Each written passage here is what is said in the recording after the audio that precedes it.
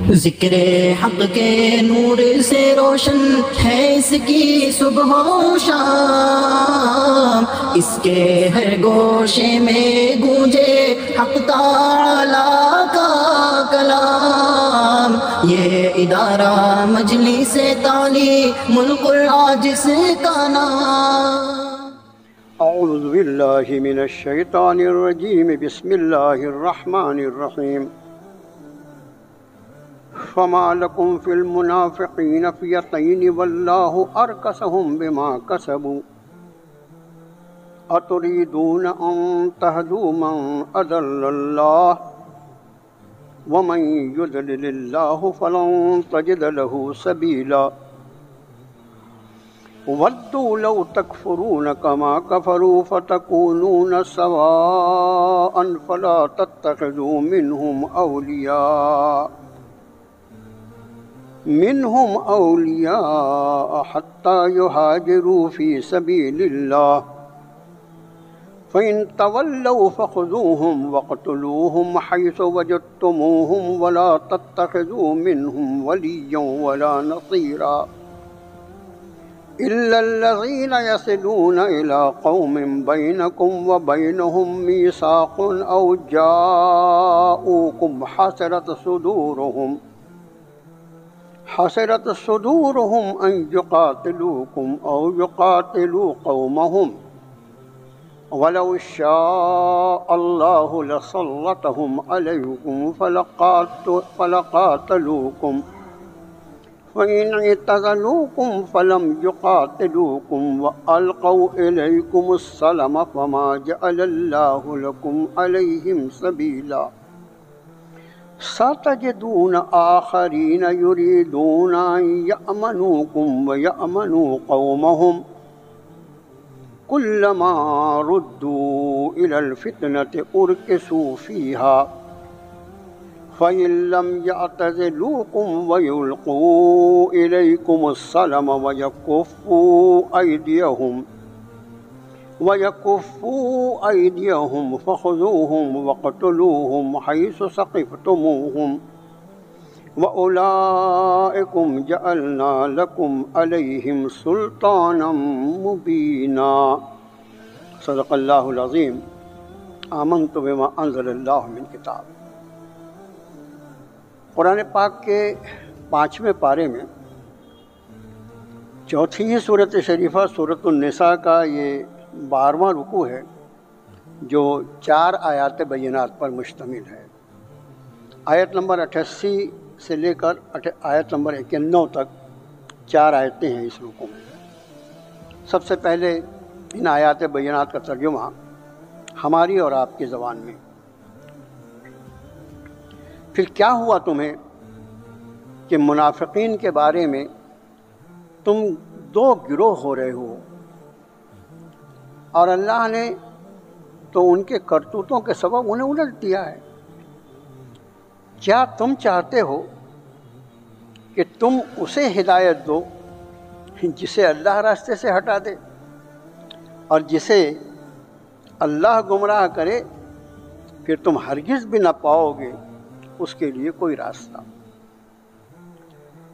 وہ تو چاہتے ہی ہیں کہ تم بھی اسی طرح کفر کرو جیسے انہوں نے کفر کیا ہے، اور پھر تم سب کے سب ایک جیسے ہو جاؤ۔ پھر نہ بنانا ان میں سے کسی کو اپنا حمایتی، اپنا دوست، یہاں تک کہ وہ ہجرت کریں اللہ کے راستے میں۔ پھر اگر وہ نہ مانیں، روگردانی کریں، تو پھر پکڑو انہیں اور قتل کرو انہیں جہاں کہیں تم پاؤ انہیں، اور نہیں بنایا ان تمہارے لیے، اور نہ بناؤ ان میں سے کسی کو اپنا دوست اور نہ ہی مددگار۔ ہاں، سوائے ان لوگوں کے جو ایسی قوم سے ملے ہوں کہ ان کے اور تمہارے درمیان کوئی عہد و پیمان ہے، یا وہ آتے ہیں تمہارے پاس اس حال میں کہ ان کے دل تنگ ہو رہے ہیں کہ آیا وہ تم سے جنگ کریں یا اپنی قوم سے جنگ کریں۔ اور دیکھو، اگر اللہ چاہتا تو انہیں تم پر مسلط کر دیتا اور پھر وہ تم سے لڑتے۔ پھر اگر وہ تم سے گریز کرتے ہیں اور تم سے لڑتے نہیں اور تمہارے طرف سلامتی کا پیغام ڈالتے ہیں، تو پھر نہیں بنایا اللہ نے تمہارے لیے ان پر کوئی راہ۔ عنقریب تم پاؤ گے چند دوسرے لوگوں کو کہ وہ یہ چاہتے ہیں کہ وہ تم سے بھی امن میں رہیں اور اپنی قوم سے بھی امن میں رہیں، مگر ان کا حال یہ ہے کہ جب کسی فتنے کا معاملہ ہوتا ہے اور انہیں بلایا جاتا ہے تو اس میں جا کے گھس جاتے ہیں۔ پھر اگر وہ نہ اعراض کریں تم سے، وہ نہ نظر انداز کریں تمہیں، اور وہ نہ ڈالیں تمہاری طرف سلامتی کا پیغام، اور وہ نہ روکیں اپنے ہاتھوں کو تم سے، تو پھر پکڑو انہیں اور قتل کر دو انہیں جہاں کہیں تم انہیں پاؤ۔ اور یہی لوگ ہیں کہ ہم نے بنایا ہے تمہارے لیے ان پر کھلی سند یا کھلی راہ۔ یہ ہے ان 4 آیات بینات کا ترجمہ جو آج سورۃ النساء کے 12ویں رکوع میں پڑھ کر سنائی گئی۔ ہمارے جو ساتھی اس رکوع کو پڑھ کر آئے ہوں گے ان کے لیے تو مضمون جو ہے وہ اس کا سمجھنا بہت آسان ہوگا، لیکن جنہوں نے رکوع کو نہیں پڑھا ہوگا ترجمہ سننے کے بعد بھی ان کو لگ رہا ہوگا کہ کون سے مضامین ہیں جو یہاں بیان فرمائے گئے ہیں۔ قرآن شریف جو ہے نبی کریم صلی اللہ علیہ وآلہ وسلم کو عطا کردہ معجزات میں سے سب سے بڑا معجزہ ہے۔ اس کا اعجاز دیکھو، یہ اس کے سب سے بڑے معجزہ ہونے کی ایک وجہ ہے۔ اس کے پہلے بھی آپ کے خادم نے عرض کیا، اور اس کا تعلق آج کے ان مضامین سے اور جن حالات سے امت مسلمہ اس وقت گزر رہی ہے اس کا گہرا ربط ہے۔ اس لیے آپ کا خادم یہ بات عرض کر رہا ہے کہ یہ کیا بات ہے کہ اللہ کے رسول صلی اللہ علیہ وآلہ وسلم کو جو اللہ نے مختلف معجزات عطا فرمائے ان میں سب سے بڑا معجزہ قرآن ہے، اور پھر اس کی حفاظت کا ایسا غیبی انتظام رب تعالیٰ نے فرمایا کہ انا نحن نزلنا الذکر و انا لہ لحافظون، کہ اس نصیحت نامے کو ہم نے نازل فرمایا، ہم ہی اس کی حفاظت فرمانے والے ہیں۔ ایسا سب کچھ کیوں ہوا؟ اس کی ایک وجہ ہے۔ اس کی بڑی وجہ جو ہے وہ تو جناب نبی کریم صلی اللہ علیہ وسلم کا خاتم الانبیاء ہونا ہے، کہ آپ صلی اللہ علیہ وآلہ وسلم کے بعد آپ کی ذات عالی پر رب تعالیٰ نے سلسلے نبوت و رسالت کو ختم کر دیا۔ اب آپ کے بعد کوئی نبی آنے والا نہیں ہے، لیکن ایک سوال یہ پیدا ہوتا ہے کہ انبیاء علیہ نبی صلاۃ وسلام اس زمین پر کیوں بھیجے جاتے ہیں؟ انبیاء اس لیے بھیجے جاتے ہیں رسلا مبشرین و منذرین لئلا یکون للناس علی اللہ حجۃ بعد الرسل۔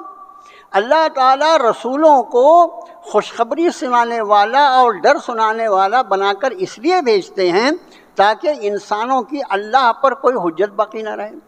اب سوال یہ پیدا ہوتا ہے کہ سلسلہ نبوت تو ختم ہو گیا، لیکن یہ نسل انسانی کا سلسلہ تو قیامت تک جاری رہے گا، انسان پیدا ہوتے رہیں گے، قیامت تک اللہ تعالیٰ اس نسل انسانی کو قائم رکھیں گے۔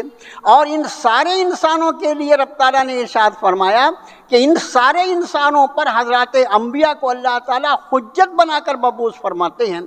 اب آپ صلی اللہ علیہ وآلہ وسلم کے اس دنیا سے رخصت ہو جانے کے بعد سے لے کر قیامت کے وقوع تک کا جو زمانہ سینکڑوں ہزاروں سال کی مسافت پر قائم ہوگا، اس زمانے میں آنے والے انسانوں پر یہ حجت کیسے پوری ہوگی؟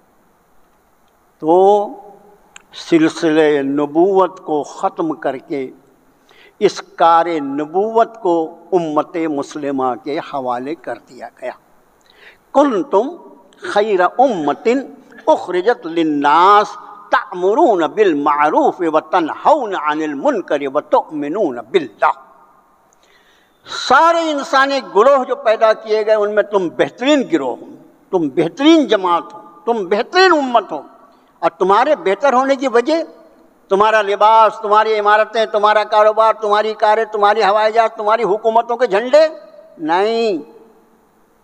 اخرجت للناس، تمہیں اب ہم نے لوگوں کے لیے کھڑا کیا ہے، ہم نے سلسلہ نبوت کو بند کر دیا، تمہیں اپنے آخری نبی کی امت میں پیدا کیا، اور اب تمہارے سر پہ یہ ذمہ داری رکھی ہے کہ اس کے پہلے جو کار نبوت ہم انبیاء سے کرواتے تھے، اب اس کی ذمہ داری تمہارے حوالے ہے۔ اب تم لوگوں کے سامنے بھلائی کی بات کرتے رہو گے، برائیوں سے روکتے رہو گے، اور ظاہر ہے کہ یہ کام اللہ کی اس زمین پر دشوار ترین کام ہے۔ بھلائیوں کی دعوت دینا یہ تو بہت آسان ہے، اور برائیوں سے روکنا دیکھو نا کس سماج میں رہتے ہو، کس ماحول میں ہم اور آپ رہتے ہیں۔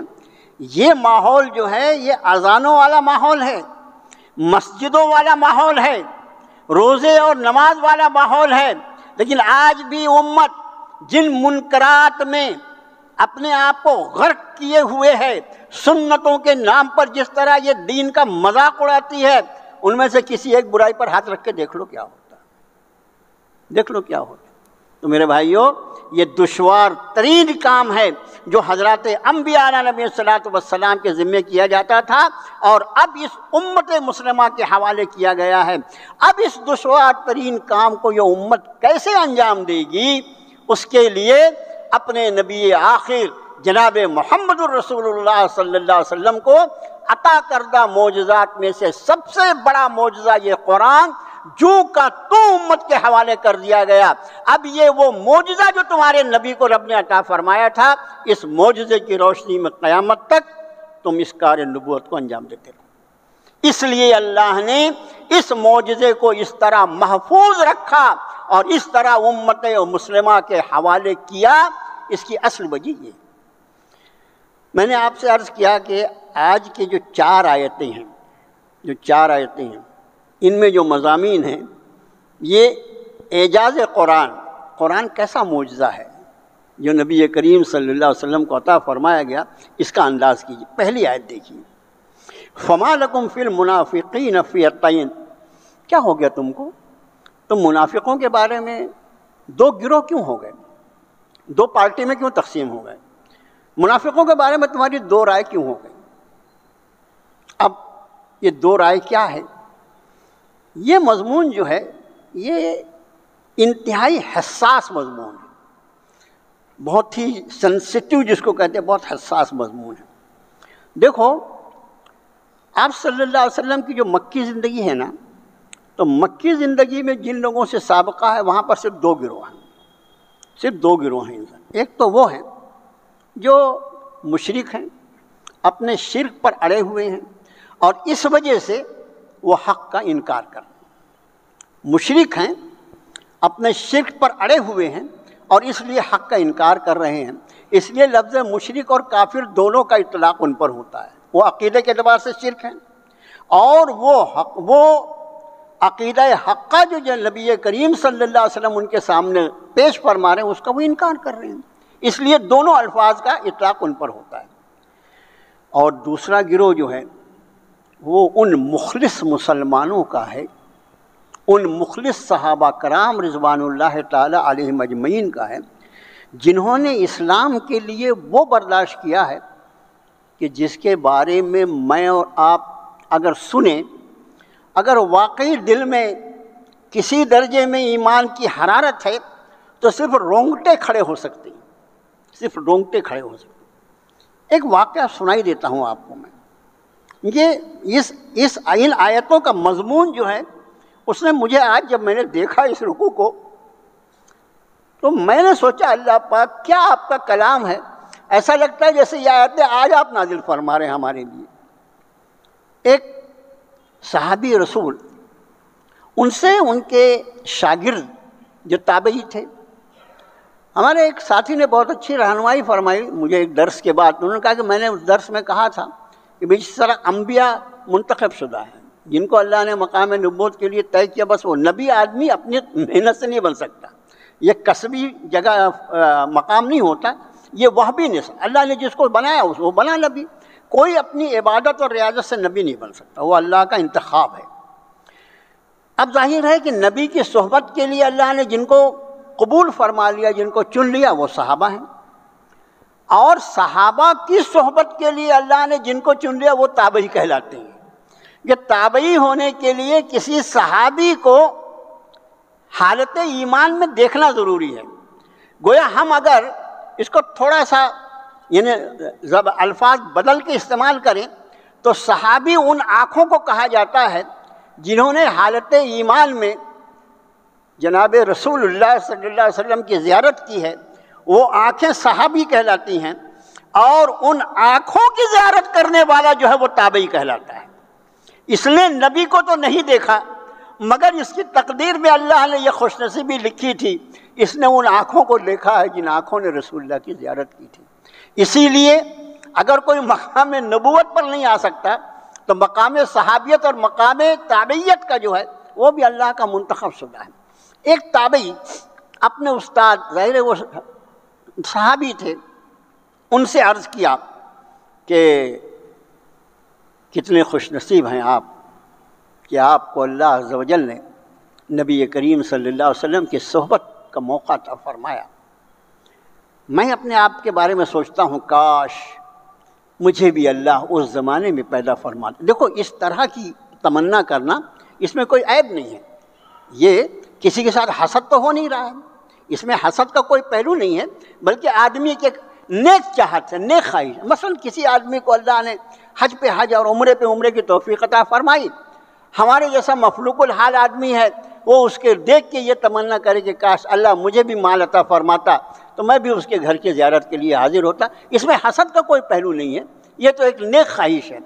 تو اس تابعی نے، اس شاگرد نے کہا کہ کیا میں یہ سوچتا ہوں کہ کاش ہمیں بھی اللہ نے اس دور میں پیدا فرمایا ہوتا، ہم نے بھی اس چہرہ انور کی زیارت کا شرف حاصل کیا ہوتا۔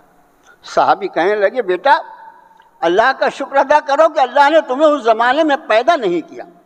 بتاؤ کتنا زمانہ گزرا ہوگا رسول کو دنیا سے گئے ہوئے۔ صحابی کہہ رہے ہیں بیٹا اس پر اللہ کا شکر ادا کرو کہ اللہ نے تمہیں اس دور میں پیدا نہیں کیا۔ تابعی شاگرد کہنے لگے کیا بات ہے، آپ ایسا کیوں فرما رہے ہیں؟ انہوں نے اپنا کرتا اٹھایا اور اپنے تہمت کو ذرا نیچے کی طرف کر کے بتا ادھر آؤ اور یہ دیکھو گے۔ تو اس شخص نے جب دیکھا اپنے شیخ کو تو ان کی صرف ہڈیاں تھیں اور چمڑا پوری طرح گل چکا تھا اور وہاں گڑھا پڑا ہوا تھا۔ یہاں پر پچھلا حصہ جو ہے پٹھے کا، اس میں آدمی کو گوشت رہتا ہے الحمدللہ اللہ کے۔ تو انہوں نے دیکھا کہ وہاں گڑھا پڑا ہوا ہے، انہوں نے کہا بیٹا جب ہم ایمان لائے تھے اور اس ایمان لانے کی پاداش میں اہل مکہ نے ہم کو جب گرم ریت پر لٹایا اور اس پر لٹا کر ہمارے سینوں پر وہ پتھر کی سلیں رکھتے تھے کہ ہم جگہ سے جنبش نہیں کر سکتے تھے، تو اس حرارت اور حدت کی وجہ سے یہاں کا پورا گوشت اور پورا جو حصہ ہے وہ پانی بن کر بہہ گیا ہے اور وہاں کچھ نہیں بچا، اس لیے سے تم یہاں سوکھی ہوئی ہڈیاں دیکھ رہے ہو۔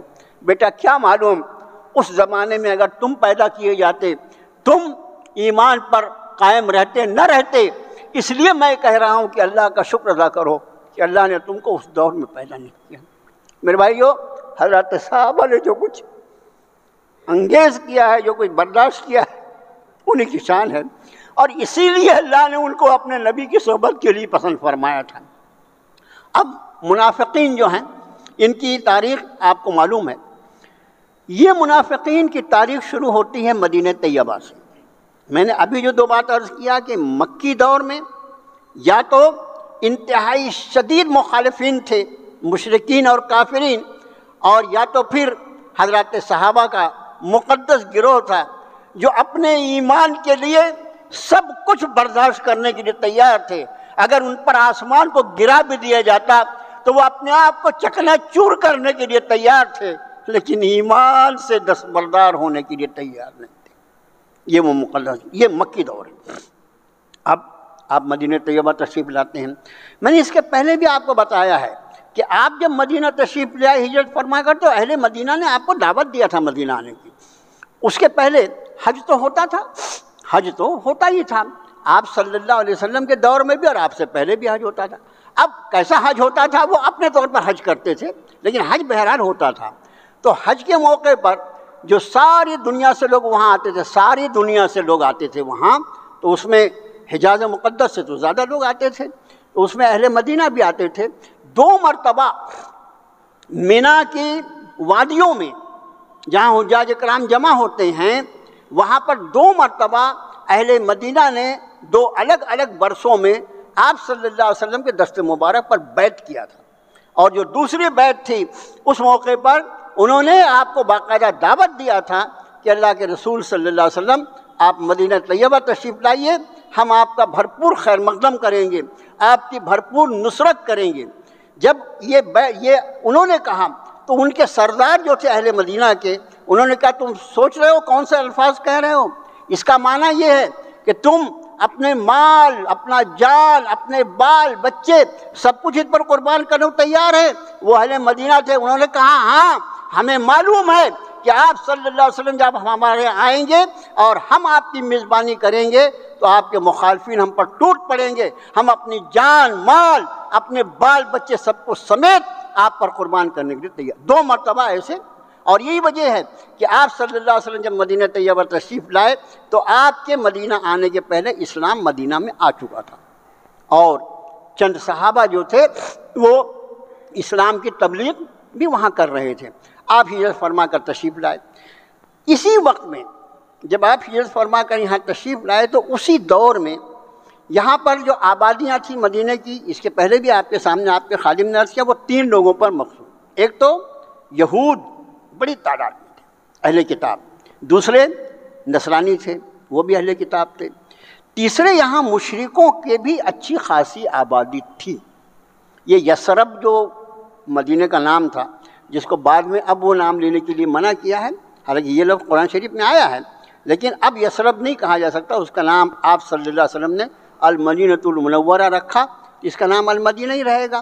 یثرب جو ایک بت کا نام ہے، اس کے نام پر وہ شہر کا نام یثرب تھا۔ تو مدینہ طیبہ میں یہ مشرکوں کے اچھی خاصی آبادی تھی۔ ان میں 2 بہت بڑے بڑے قبیلے تھے، ایک کا نام اوس تھا اور ایک کا نام خزرج تھا۔ اوس اور خزرج یہ دونوں بڑے بڑے قبیلے تھے، قبائلی زندگی تھی، آپس میں لڑتے بھیڑتے رہتے تھے، لیکن ان میں بعض لوگوں کو یہ خیال آیا کہ کیا روز روز لڑتے رہتے ہیں، اچھی بات نہیں، خون خرابہ ہوتا ہے، ہم کسی کو اپنا امیر بنا لیں اور ایک بادشاہ ہوگا، وہ بادشاہ جو ہماری اتنی بڑی آبادی ہے، پورے مدینہ کا بادشاہ ہوگا، اور پھر ہماری بھی عزت ہوگی، ہم بھی بادشاہ سلامت کے قریب لوگوں میں گنے جائیں گے۔ تو انہوں نے کہا یہ اچھی بات ہے۔ تو انہی مشرکین میں سے ایک شخص عبداللہ بن ابی نام کا، بہت ہی لہیم شہیم، بہت ہی گورا چٹا، بہت خوبصورت، اور اس کے بعد انتہائی زبان دراز۔ زبان دراز کیسا ہوگا؟ زبان دراز ایک ہوتا ہے اللہ تعالیٰ نے کسی کی زبان میں، اللہ نے اگر زبان پہ قدرت عطا فرمائی ہے کہ بھئی کم الفاظ میں زیادہ مضمون کو بیان کرنا، اور بعض وہ ہوتے ہیں جو لچھے دار باتیں بیان کر کے سامنے والے کو حق سے ہٹا دیتے ہیں۔ ایسا لچھے دار بات کرنے والا، بہت ہی باطونی قسم کا۔ میں آپ سے بہت ادب سے عرض کرتا ہوں، زبان کا صحیح استعمال کریں، زبان کا صحیح استعمال۔ سب سے زیادہ گناہ جو ہم سے سرزد ہوتے ہیں وہ ہماری زبان سے ہوتے ہیں۔ رب تعالیٰ نے ارشاد فرمایا الیوم نختم علی افواہہم وتکلمنا ایدیہم وتشہد ارجلہم بما کانوا یکسبون۔ کیا حال بنے گا اس وقت جب ہم تمہاری زبانوں کو سیل کر دیں گے، تمہارے منہ پر ہم مہر لگا دیں گے۔ الیوم نختم علی افواہہم وتکلمنا ایدیہم، تمہارے ہاتھ ہم سے بات کریں گے اور تمہارے پاؤں گواہی دیں گے جن ہم۔ میرے بھائیو، اللہ نے زبان میں جو قوت نطق دیا ہے، قوت گویائی دیا ہے، یہ انسان کی خاص صفت ہے۔ اتنے سارے جاندار ہمارے اور آپ کے آزو بازو رہتے ہیں، کسی کو بات کرتے ہوئے کبھی آپ نے دیکھا ہے؟ الرحمن علم القرآن خلق الانسان علمہ البیان، وہ رحمان کی ذات ہے جس نے انسان کی تخلیق فرمائی، اس نے قرآن اس کو سکھلایا، وعلمہ البیان، اور اس کو بولنے کی طاقت ہے۔ ایسا لگتا ہے اس آیت شریفہ سے کہ اس کو بولنے کی طاقت عطا کی گئی اس لیے تھی کہ اس کے زبان سے ہے رحمان کا کلام ادا، تو یہ بولنے کی طاقت جو اس کا بہت ہے۔ تو یہ عبداللہ بن ابی جو تھا بہت ہی زبان دراز، اس کو بادشاہ بنانے کا فیصلہ کر لیا گیا۔ اب معلوم نہیں الیکشن ہوا تھا کہ نہیں، وہ مجھے نہیں معلوم، نہیں بادشاہ بنانے کا فیصلہ کر لیا گیا۔ اس کے لیے سونے کا تاج بنانے کا آرڈر دے دیا گیا، سونار کا تاج بن رہا تھا، اور بس اب قریبی تاریخ میں تاج بن جاتا ہے، اس کے بعد عالی جناب کی تاج پوشی کی جانے والی ہے۔ اس کی تاج پوشی کی تاریخ کے پہلے جناب محمد الرسول اللہ صلی اللہ علیہ وسلم مدینہ طیبہ میں تشریف لیا۔ اسلام پہلے آ چکا تھا، میں نے آپ سے عرض کیا، اور اب صاحب قرآن اللہ کے حبیب کائنات کے سرتاج جناب محمد الرسول اللہ صلی اللہ علیہ وسلم بھی تشریف لائے۔ اب مدینہ کی فضا کیا ہوئی ہوگی؟ حضرات صحابہ فرماتے ہیں، کئی صحابی کی متفقہ روایت ہے کہ جس دن نبی کریم صلی اللہ علیہ وآلہ وسلم کی مدینہ منورہ میں تشریف آوری ہوئی، اس دن ہم نے یہ محسوس کیا کہ مدینے کی ہر چیز جو ہے وہ چمک اٹھی، ہم نے ہر چیز میں ایک نورانیت محسوس کی۔ یہ صحابہ کا قول ہے، ہم نے ہر چیز میں ایک نورانیت محسوس کی، اور پھر یہ نورانیت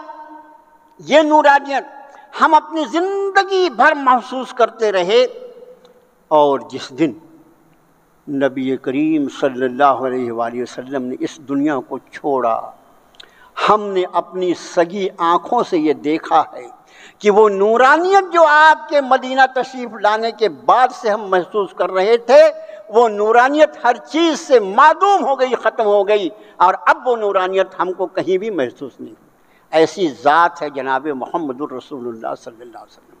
اب یہ منافقین کا گروہ جو ہے میرے بھائیوں، یہی مشرکین کا جو گروہ تھا، جو وہاں کے بادشاہ بننے والے تھے، جن کے سر پہ سونے کا تاج رکھا جانے والا تھا، اب جب انہوں نے دیکھا کہ آپ تشریف لائے ہیں اور ہر طرف اسلام اسلام اسلام کا ماحول ہے، اب ایسی حالت میں اگر ہم آپ کی مخالفت کریں گے تو بات بنے گی نہیں، ہماری کوئی سنے گا نہیں، اور ہماری تھوتو ہو جائے گی۔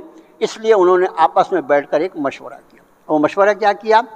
ہم یہ کرتے ہیں کہ حالات سے سمجھوتا کر لیتے ہیں، حالات سے سمجھوتا کر لیتے ہیں، اپنی دنیا کو بنانے کے لیے، دنیاوی فائدے کو حاصل کرنے کے لیے ہم بھی بظاہر اسلام قبول کر لیتے ہیں۔ بظاہر کا لفظ تھا، ہم بھی بظاہر اسلام قبول کر لیتے ہیں۔ اب جب ہم اسلام قبول کر لیں گے تو ہمیں ان کے ساتھ رہنے سہنے کا موقع مل جائے گا، اور ہم پھر اس موقع کا تلاش کرتے رہیں گے کہ کب ہم ان کے ساتھ رہ کر ان کو کیسے نقصان پہنچائیں۔ گویا اس پورے گروہ منافقین کا اسلام جو تھا وہ دنیا طلبی کے لیے تھا، دنیا کے لیے حصول کے لیے تھا، دنیا حاصل کرنے کے لیے تھا، اس کے سوا کوئی اور مقصد نہیں۔ اور دنیا کے حصول کے لیے اگر کوئی اسلام پر آتا ہے تو اس کو نفاق کہا جاتا ہے۔ اسلام جو ہے وہ اخلاص کے ساتھ ایمان کے قبول کرنے کا نام ہے، دل کے اندر۔ اور ایک مرتبہ جب ایک آدمی ایمان قبول کر لیتا ہے تو یاد رکھو دنیا میں ہر چیز بک سکتی ہے، ہر چیز کی قیمت لگائی جا سکتی ہے، لیکن ایک مومن کبھی نہیں بک سکتا۔ ان اللہ اشتری من المؤمنین انفسهم واموالهم بان لهم الجنہ، اللہ نے ایمان والوں سے ان کی جانوں اور ان کی مالوں کو جنت کے بدلے میں خرید لیا ہے۔ جس کی قیمت جنت ہوگی اس کی قیمت اس دنیا کی زمین پہ کون لگا سکتا ہے؟ کوئی بولتا بک گیا، مسلمان بک گیا۔ بک گیا تو وہ مسلمان نہیں تھا، تم نے غلطی سے مسلمان سمجھ لیا۔ اگر بک گیا تو مسلمان نہیں تھا، اگر مسلمان ہوگا تو بکے گا نہیں۔ جو جنت کے بدلے میں بکا ہوا ہے اس کی قیمت اس زمین پر کون لگا سکتا ہے؟ اب اس آیت شریفہ کے شان نزول میں حضرت امام بخاری رحمۃ اللہ علیہ، بخاری شریف میں غزوات کا جو باب ہے اس میں غزوہ احد، اس کے باب میں امام بخاری رحمۃ اللہ علیہ ایک روایت نقل کرتے ہیں جس کے راوی ہے زید بن ثابت رضی اللہ تعالیٰ عنہ۔ فرماتے ہیں کہ عین احد کے موقع پر جب عبداللہ بن ابی اور اس کے ساتھیوں نے نبی کریم صلی اللہ علیہ وسلم کا ساتھ چھوڑ دیا، عین احد کے موقع پر جب عبداللہ بن ابی، وہ منافقوں کا سردار، اور اس کے ساتھی، اس کے حواری، انہوں نے جب نبی کریم صلی اللہ علیہ وسلم کا ساتھ عین احد کے موقع پر چھوڑ دیا تو اس کے بعد یہ آیت شریفہ نازل ہوئی۔ جب وہ احد میں چھوڑ کر چلے گئے تو حضرات صحابہ میں دو رائے ہو گئی۔ کچھ لوگوں نے کہا انہوں نے تو کھلا کفر کیا ہے، کائے کو مسلمان ہے، یہ کیسے مسلمان ہے؟ اس حال میں اللہ کے رسول صلی اللہ علیہ وسلم کو چھوڑا ہے انہوں نے، یہ کیسے مسلمان ہے؟ لیکن بعض صحابہ کہنے لگے ان سے ایک گناہ تو ہو گیا ہے، لیکن اس گناہ کی بنا پر ہم ان کو دین سے خارج تھوڑی شمار کر سکتے ہیں۔ یہ دو رائے تھی۔ دو رائے کیا تھی؟ یہ جو قرآن نے کہا نا کہ کیا ہوا تم کو منافقین کے بارے میں، فیتین، دو گروہ کیوں ہو گئے؟ یہ دو گروہ اس طرح تھے کہ حضرات صحابہ کا ایک گروہ یہ کہہ رہا تھا کہ انہوں نے عین وقت پہ دغا دے کر اپنے کفر کو واضح کر دیا کہ وہ سرے سے مسلمان ہیں ہی نہیں، اگر مسلمان ہوتے تو ایسے وقت میں نبی کریم صلی اللہ علیہ وسلم ساتھ دغا کرتے۔ لیکن دوسرا گروہ جو تھا مسلمان حضرات صحابہ کا، جو قدر نرم دل تھے، یہ ہر امت میں ہوتا ہے، کچھ نرم دل ہوتے ہیں، کچھ کا فیصلہ سخت کا ہوتا ہے، حالات کے اعتبار سے الگ الگ لوگ۔ تو کچھ لوگوں نے کہا نہیں، انہوں نے گناہ تو کیا ہے لیکن اس کی بنا پر ہم ان کو اسلام سے خارج قرار دیں۔ ایک واقعہ۔ دوسرا واقعہ احادیث مبارکہ میں کہ مکے سے کچھ لوگ آئے، مکے میں تو مشرک بچے تھے، کچھ ایمان والے بھی تھے لیکن اکثر مشرک تھے۔ کچھ مشرک آئے اور یہاں آ کر انہوں نے کہا کہ ہم نے اسلام قبول کر لیا ہے اور آپ صلی اللہ علیہ وسلم رہنے لگے۔ اب جب ایک آدمی آ کے کہہ رہا ہے کہ ہم نے اسلام قبول کیا تو ماشاءاللہ بہت اچھی بات ہے، رہو مسلمانوں کے ساتھ، لیکن اندر سے ان کے دل میں نفاق تھا۔ وہ یہاں راز لینے کے لیے آئے تھے اور جب ان کو اپنا مقصد حاصل ہو گیا تو انہوں نے جانے کے لیے رخت سفر باندھا اور یہ کہنے لگے کہ اصل میں ہمارا کچھ ساز و سامان وہاں ہے تجارت کا، ہم اس کو جا کر لے آتے ہیں مکے سے۔ آپ صلی اللہ علیہ وسلم نے اجازت دے دی، جاؤ لے آؤ۔ لیکن جب وہ گئے تو چونکہ وہ سرے سے ان کا اسلام لانا جو تھا وہ وقتی تھا، اس لیے وہ وہاں گئے اور مشرکوں کے ساتھ رہنے بسنے لگے اور وہیں پر ان کی موت جو ہوئی وہ اسی حالت کفر میں ہو گئی۔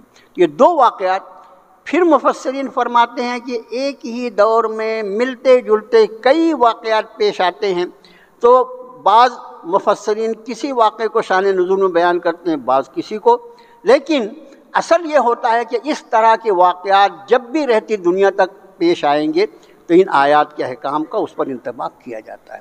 تو فرمایا کیا ہوا تمہیں منافقین کے بارے میں، تم دو گروہ ہو رہے ہو، واللہ ارکسہم بما کسبوا، اللہ نے تو ان کو الٹ دیا ان کے کرتوتوں کے سبب، یعنی ان کے حالات کو اللہ نے واضح کر دیا ہے ان کی شامت اعمال کی وجہ سے۔ اتریدون ان تہدوا من اضل اللہ، یہ اتنا ٹکڑا حصہ آیت کا، اتریدون، کیا تم چاہتے ہو، کیا تم ارادہ کرتے ہو، ان تہدوا، کہ تم ہدایت دو، من اضل اللہ، جس کو اللہ راستے سے ہٹا دے، یا اور آسان ترجمہ کرنا چاہیں کیا تم چاہتے ہو کہ تم اس کو ہدایت دو جس کو اللہ گمراہ کر دے، وَمَن يُضْلِلِ اللَّهُ، اور جسے اللہ گمراہ کر دے، فَلَن تَجِدَ لَهُ سَبِيلًا، پھر ہرگز تم اس کے لیے کوئی راہ نہیں پاؤ گے۔ میرے بھائیو، یہ آیت شریفہ اور اس سے ملتی جلتی آیتیں کئی مقامات پر قرآن شریف میں، ہمارے جیسا عام آدمی جس کو قرآن شریف کا زیادہ مطالعہ نہ ہو تو ایسی آیتیں پڑھ کر اس کے دل میں ایک خیال ہو سکتا ہے کہ رب تعالیٰ فرما رہے ہیں کہ وَمَن يُضْلِلِ اللَّهُ، جس کو اللہ بے راہ کر دے، جس کو اللہ گمراہ کر دے، تو شیطان اس کے دل میں یہ خیال ڈال سکتا ہے کہ جب اللہ ہی نے معاذ اللہ کسی کو گمراہ کر دیا تو اس کی گمراہی کی ذمہ داری اس کے سر پہ کیسے عائد کی جا سکتی ہے؟ سوچنے کی بات ہے، بہت اہم نقطہ ہے کہ ہم نے قرآن میں پڑھا کہ وَمَن يُضْلِلِ اللَّهُ، جسے اللہ گمراہ کر دے، فَلَن تَجِدَ لَهُ سَبِيلًا، تم ہرگز اس کے لیے کوئی راستہ نہ پاؤ گے۔ تو جب اللہ ہی نے اس کو گمراہ کر دیا تو وہ بیچارہ تو وہ انسان تھا، اللہ کا فیصلہ اس کو گمراہ کرنے کا تھا، اس کو گمراہ کر دیا۔ اب ظاہر ہے کہ اس کی گمراہی کا اس سے تو کوئی محاسبہ نہیں ہونا چاہیے، اس سے کوئی پوچھ نہیں ہونا چاہیے۔ یہ شیطان ہمارے دل میں ایسا سوال ڈال سکتا ہے۔ میرا جی چاہا کہ اس حقیقت پر بھی تھوڑی سی روشنی ڈالی جائے۔ میرے بھائیوں، یہ دنیا جو ہے، اللہ نے اس دنیا کو چند قوانین فطرت میں جکڑ دیا ہے۔ کچھ قانون فطرت ہے اس دنیا کے، جس قانون کے تحت یہ دنیا چل رہی ہے، یہ اس کو اسباب کہا جاتا ہے۔ اس کو اسباب کہا جاتا ہے، سبب کی جمع اسباب ہے۔ ان مختلف اسباب کے ذریعے اللہ تعالیٰ نے اس دنیا کے نظام کو قائم رکھا ہے۔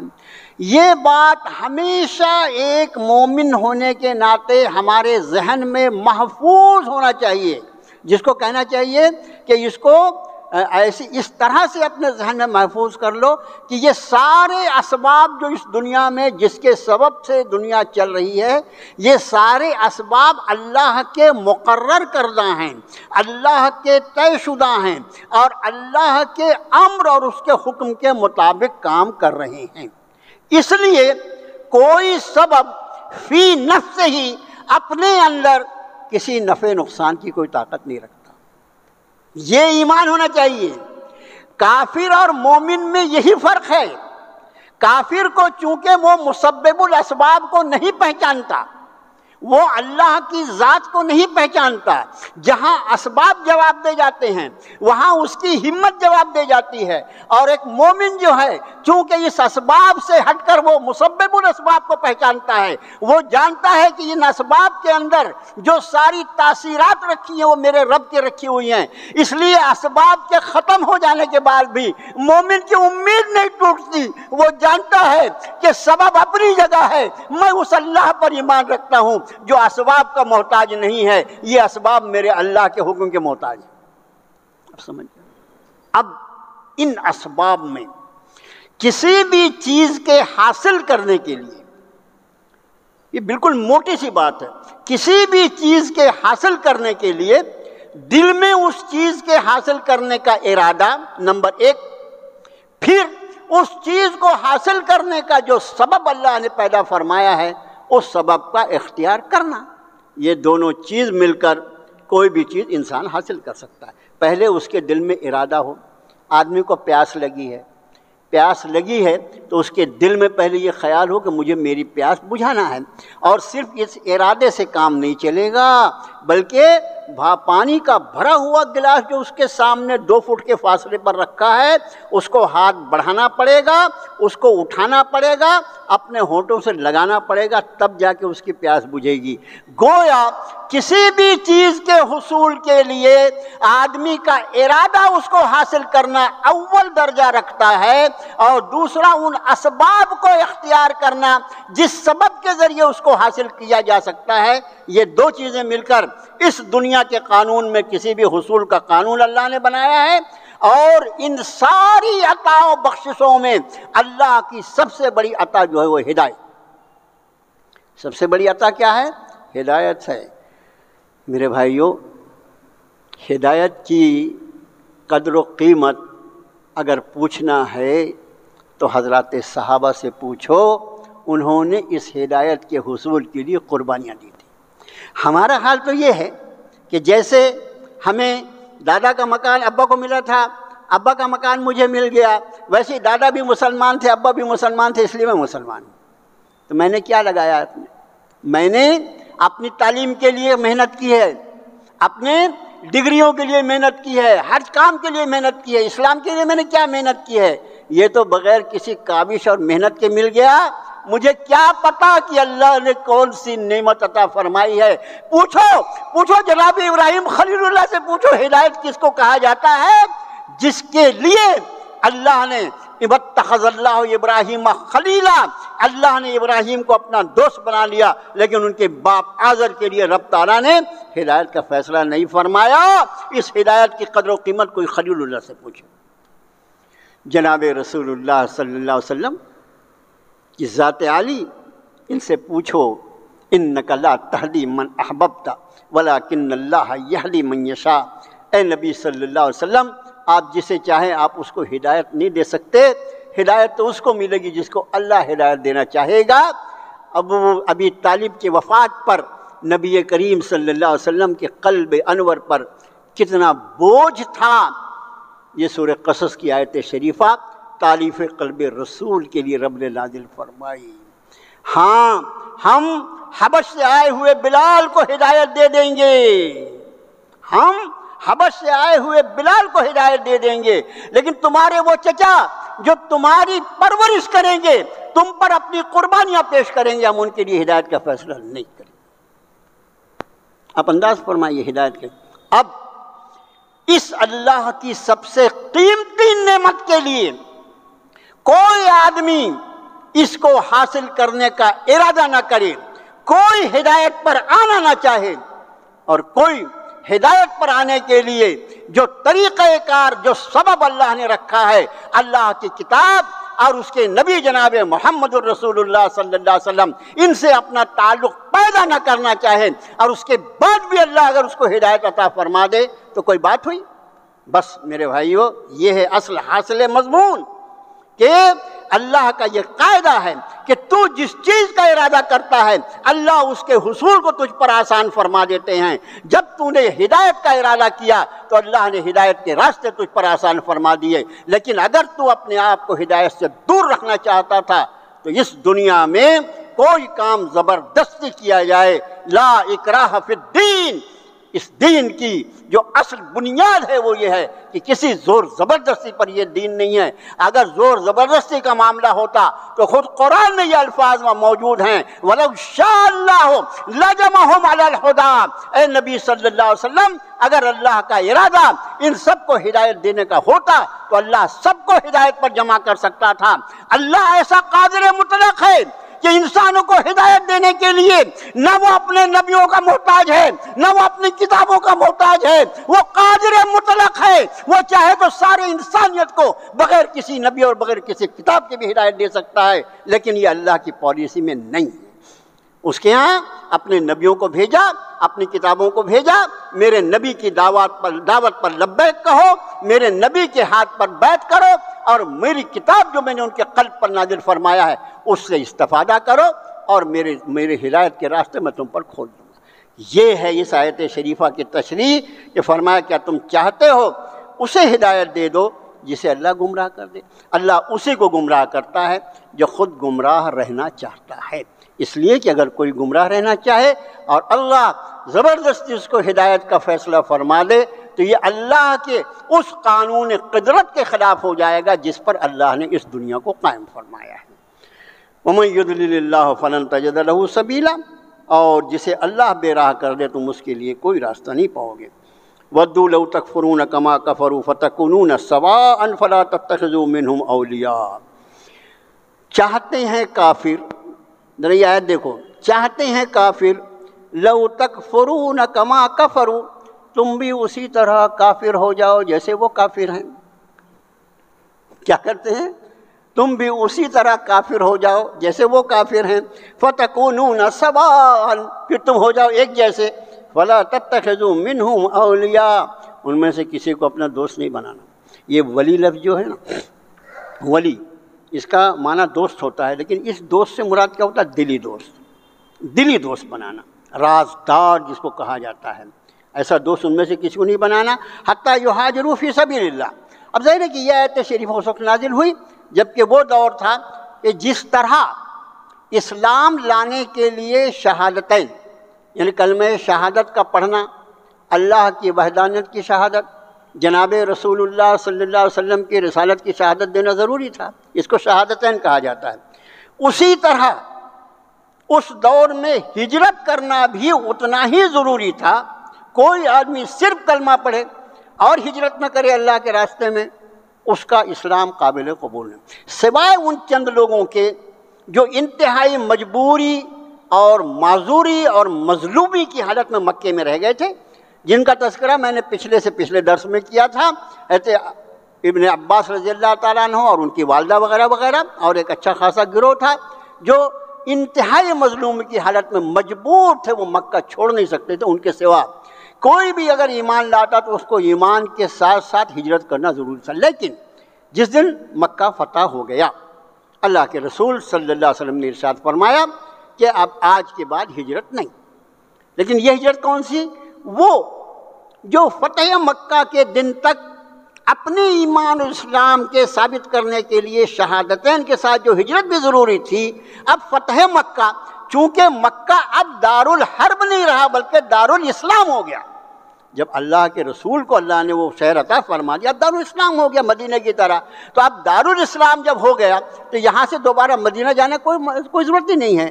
جب کل تک یہ دارالحرب تھا اور مدینہ طیبہ دارالاسلام تھا، تو دارالحرب سے دارالاسلام میں ہجرت اسلام کی شرط تھی۔ تو یہاں فرمایا جب تک کہ وہ ہجرت نہ کریں، یہ اس دور کی بات ہے۔ لیکن بات ہجرت کی آئی تو ایک بات اور عرض کر دیں کہ ہجرت کے باب میں ایک تو یہ بات کہ مکہ معظمہ فتح ہوا، آپ نے فرمایا کہ آج کے بعد اب ہجرت نہیں ہوگی۔ لیکن دوسری ایک ہجرت جو ہے وہ یہ ہے کہ اللہ کے رسول، یہ بخاری شریف نے اس حدیث کو نقل کیا کہ اللہ کے رسول صلی اللہ علیہ وسلم نے فرمایا کہ ہجرت کی ایک قسم یہ بھی ہے کہ ان ساری چیزوں کو انسان چھوڑ دے جنہیں اللہ نے منع فرمایا ہے۔ یہ ہجرت تو مجھ پر آپ پر سب پہ فرض ہے نا بھائی۔ ہجرت کا مطلب کیا؟ ہجرہ کا مطلب کیا؟ ہجرہ کا مطلب تو چھوڑنا۔ ایک ہجرت یہ ہے کہ اللہ اور اس کے رسول کے لیے اپنے وطن کو چھوڑنا، وہ تو مکے سے مدینہ کی ہجرت تھی۔ لیکن آپ فرماتے ہیں کہ ہجرت یہ بھی ہے کہ آدمی ان ساری چیزوں کو چھوڑ دے جن سے اللہ نے منع فرمایا۔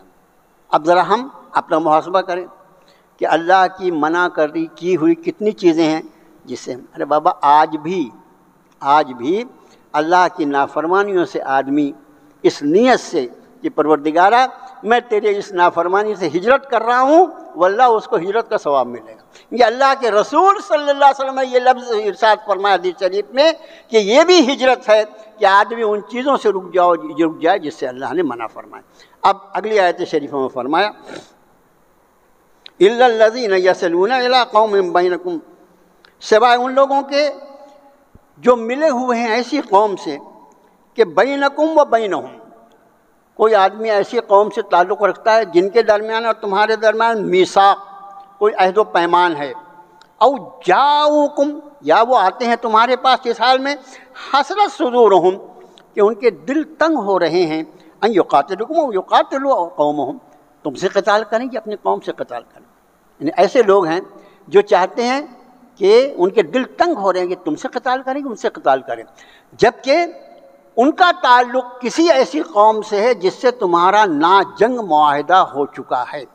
فرمایا وَلَوْ شَاءَ اللَّهُ لَسَلَّطَهُمْ عَلَيْكُمْ فَلَقَاتَلُوكُمْ، دیکھو اگر اللہ چاہتا تو یہ لوگ جو تمہارے بارے میں ابھی ہاتھ روکے ہوئے ہیں، اگر اللہ چاہتا تو لَسَلَّطَهُمْ عَلَيْكُمْ، یہ ان کو تمہارے اوپر مسلط کر دیتا، فَلَقَاتَلُوكُمْ، اور پھر یہ تم سے لڑنے لگتے، تم سے قتال کرنے لگتے۔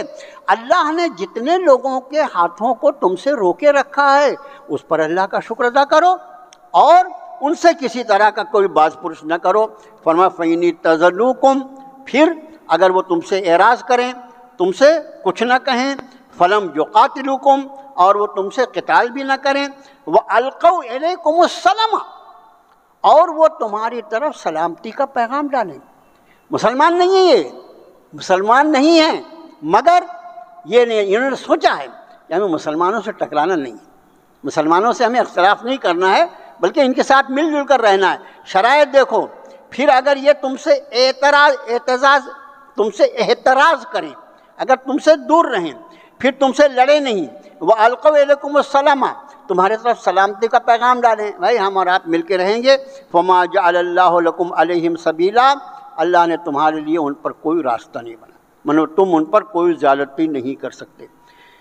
یہ آیتیں جو ہیں نا یہ قیامت تک کے لیے احکام ہیں۔ آپ انداز کریں 1500 سال پہلے آیتیں نازل ہوئی ہیں، ہر دور میں بھائیو مسلمان جو رہیں گے وہ مختلف حالات سے گزرتے رہیں، کہیں وہ حاکم ہوں گے، کہیں وہ محکوم ہوں گے، کہیں ایسا ہوگا کہ انتہائی مظلوم ہوں گے، کہیں وہ ہوگا کہ دشمنوں میں گھرے ہوئے ہوں گے، مختلف حالات میں۔ اس رکوع کی چاروں آیتیں ملا کر آپ دیکھیں کہ جہاں کہیں مسلمانوں کو جیسے حالات پیش آئیں وہاں کی حکمت عملی کی اللہ نے اس رکوع میں پوری تعلیم دی۔ اس کے بعد کیا جو رکوع ہے وہ بھی اس سے لگا ہوا مضمون ہے، انشاءاللہ اللہ نے زندہ رکھا تو وہ بھی آپ کے سامنے آئے گا۔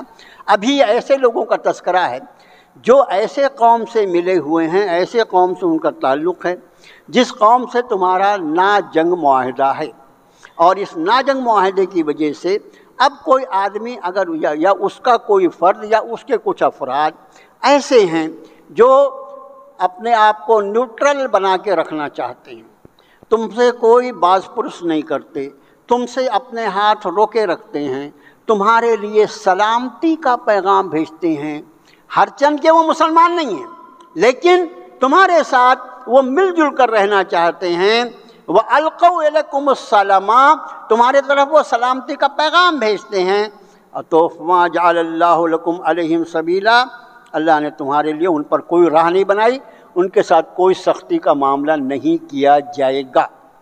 سَتَجِدُونَ آخَرِينَ يُرِيدُونَ أَن يَأْمَنُوكُمْ وَيَأْمَنُوا قَوْمَهُمْ، اب کچھ لوگوں کو تم ایسے پاؤ گے عنقریب میں کہ جو اپنے اصل کے اعتبار سے ان کا مقصد صرف محفوظ رہنا ہے، ان کا مقصد صرف محفوظ رہنا ہے۔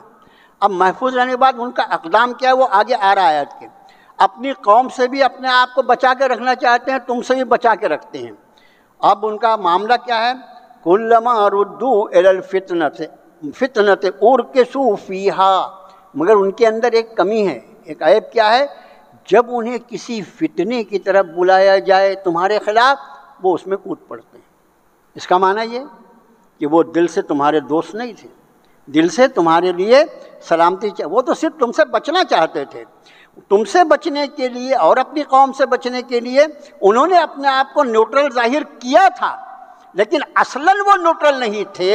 اصلاً جب تمہارے خلاف کوئی معاملہ ہوا اور کوئی فتنہ کھڑا ہوا تو جا کے اس پر کود پڑے۔ اس کا معنی یہ کہ ان کے دل میں تمہاری عداوت اور تمہاری دشمنی موجود تھی۔ فرمایا کہ کلما ردو، اور جب بلایا جائے الی الفتنہ، کسی فتنے کی طرف، ارکسوا فیہا، اس میں چلے جاتے ہیں۔ فَإِن لَّمْ يَعْتَزِلُوكُمْ، اب شرائط دیکھو، فَإِن لَّمْ يَعْتَزِلُوكُمْ، اب اگر یہ تم سے الگ نہ ہوں، اگر تمہارے معاملے میں وہ الگ نہ ہو جائیں، وَيُلْقُوا إِلَيْكُمُ السَّلَامَ، اور اگر وہ تمہاری طرف سلامتی کا پیغام نہ بھیجیں، وَيَكُفُّوا أَيْدِيَهُمْ، اور وہ تم سے اپنے ہاتھ نہ روکیں۔ تین شرائط بیان کی قرآن نے۔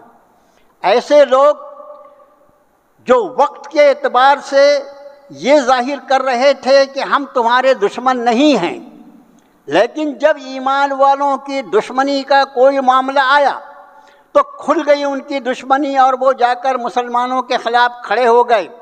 فرمایا جب ایسے حالات ہوں تو یہ سمجھ لو کہ ان لوگوں کے بارے میں یہ پالیسی ہونی چاہیے کہ اگر وہ تم سے اب اپنے آپ کو الگ نہ رکھیں اور تمہاری طرف سلامتی کا پیغام نہ بھیجیں اور تم سے اپنے ہاتھوں کو نہ روکیں تو فخذوہم، پھر پکڑ لو انہیں، وقتلوہم، اور قتل کر دو انہیں، حیث ثقفتموہم، جہاں کہیں تم انہیں پاؤ۔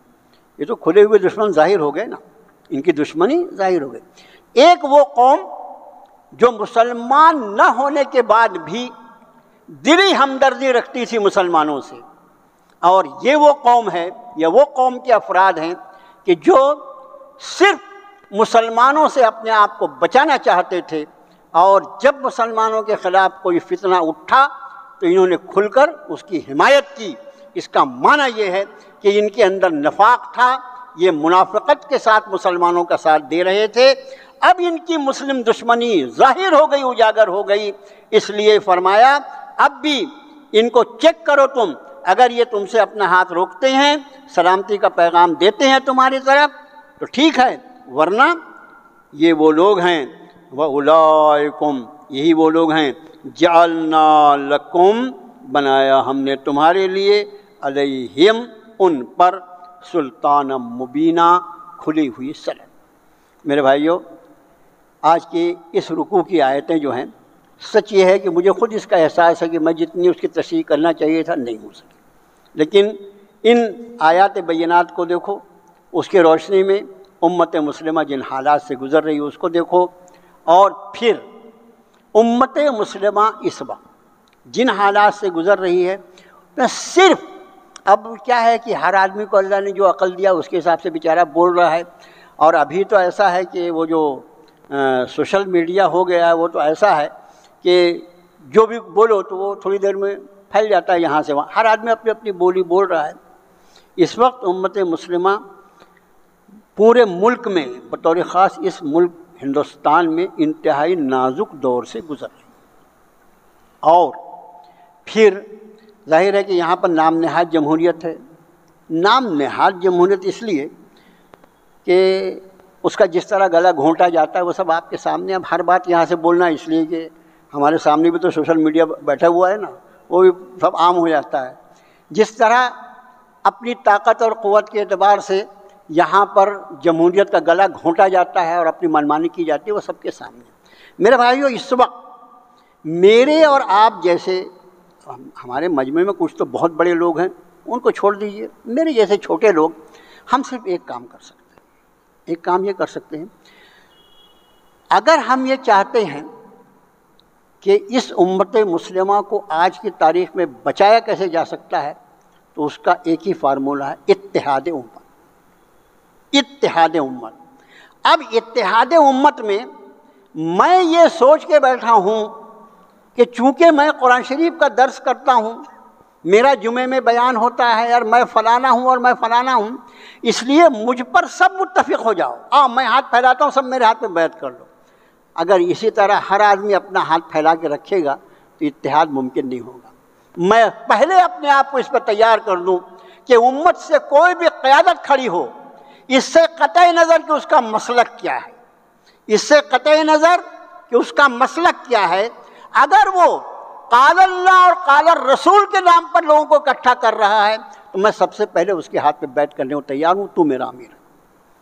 یہ امت صرف اور صرف افتراق امت کی وجہ سے پچھلے 70 سال میں جو امت ماری گئی ہے، اگر آج بھی اس امت میں اتحاد ہو جائے تو اللہ کی قسم کھا کے کہہ سکتا ہوں کہ یہاں کی آبادی کا جتنا بڑا حصہ یہ مسلمان ہے، مسلمان کبھی یہاں پر حکومت قائم کرے، ابھی سرگردی کے اعتبار سے اس مقام پر نہیں ہے، لیکن اتحاد امت کی شکل میں کسی کی طاقت نہیں ہوگی کہ کوئی حکومت بنا سکے بغیر مسلمانوں کے۔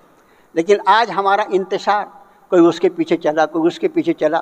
ارے گمچھے آج کل تو ایسے ہیں کہ صبح ایک گمچھا لے کے گھوم رہا تھا، ارے دوپہر کے بعد دیکھو تو گمچھے بدل دیا اس نے، ارے یار ابھی وہ صبح اس کا جلوس جا رہا تھا تو یہ تو اس کا گمچھا۔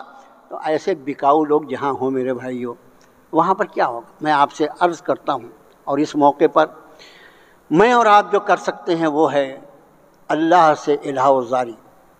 میرے بھائیوں، دعا، الدعاء مخ العبادہ، عبادت کا مغز ہے۔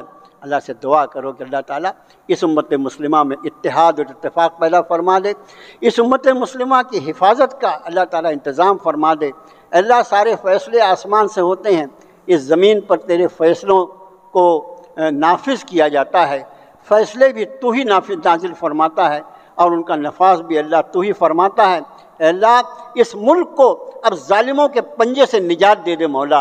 اے اللہ، اس ملک پر اور اس کے مختلف صوبوں پر اب ان لوگوں کو حکومت کرنے کا موقع عطا فرما جو انسانی حقوق کو حفاظت کرنے والے ہیں، انسانوں کے حقوق پر ادائیگی کرنے والے ہیں، جو مختلف مذاہب کے ماننے والوں کے جذبات کا احترام کرنے والے ہیں، مختلف مذاہب کے جو بڑی شخصیتیں ہیں ان کا احترام کرنے والے ہیں۔ اے اللہ، اس ملک سے یعنی منمانی کرنے والوں کا، ظلم کرنے والوں کا، انسانی حقوق پر ڈاکہ زنی کرنے والوں کا، اللہ کی مسجدوں کو اور اللہ کے گھروں کو اور اللہ کی امانتوں کو نظر بد ڈالنے والے اور بری نگاہ ڈالنے والوں سے اس ملک کی حفاظت فرما۔ اے اللہ، اہل امن کو، اہل سلامتی کو اس ملک میں حکومت کا موقع عطا فرما، اور پوری امت مسلمہ کی حفاظت کے فیصلے تو آسمانوں سے نازل فرما دے۔ اللہ ہماری مسجدیں، ہماری قبرستانیں، اللہ ہمارے اوقاف، ہمارے مدارس، ہماری خانقاہیں، ہمارے اہل اللہ، اللہ ہمارے بوڑھے اور جوان، ہماری بیٹیاں، ہماری بہنیں، ہماری مائیں، ہمارے بچے، اللہ ان سب کی حفاظت کے فیصلے فرما دے۔ اللہ حافظ تو ہے مولا، اللہ تو ہی خیر الحافظین ہے۔ اللہ اس امت مسلمہ کی حفاظت کے فیصلے فرما، اور اس امت مسلمہ کی سوچ میں خیر کو داخل فرما دے۔ اس پوری امت مسلمہ کو تیرے نام پر، تیرے نبی کے نام پر، تیری کتاب کے نام پر، تیرے بیت اللہ کے نام پر اکٹھا ہو جانے کی توفیق عطا فرما۔ وصلی اللہ تعالی علی خیر خلقہ محمد و آلہ و صحبہ اجمعین۔